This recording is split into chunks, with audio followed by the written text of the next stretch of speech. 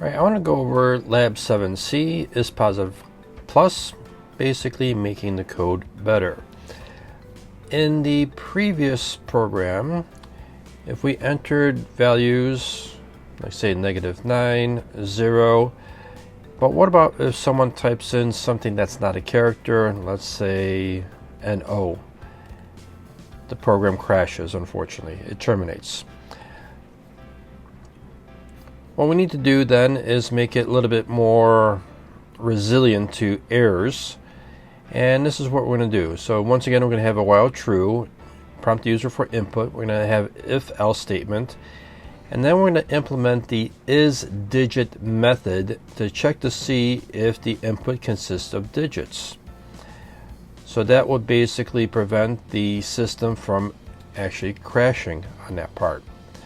So if we look at basically the problem, the logic is pretty much the same as the previous one, and all we're doing is basically utilizing the isdigit.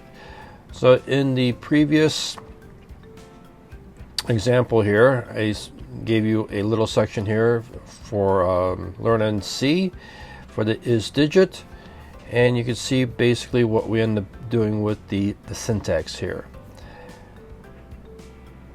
So for your coding, when you actually run and create this particular code, what you're going to do then is making sure that we have one more extra line of code basically to check to see if it's a digit, and the program basically, and to prevent the program from basically crashing. So for example then, I do -9, 0, type in no. We can see that we have an invalid input. You did not enter a valid positive number. And say we did 99, and now the program completes. So all you're doing is just adding a simple statement to enhance the error checking, and so the program doesn't crash. So complete this particular code and you're good to go.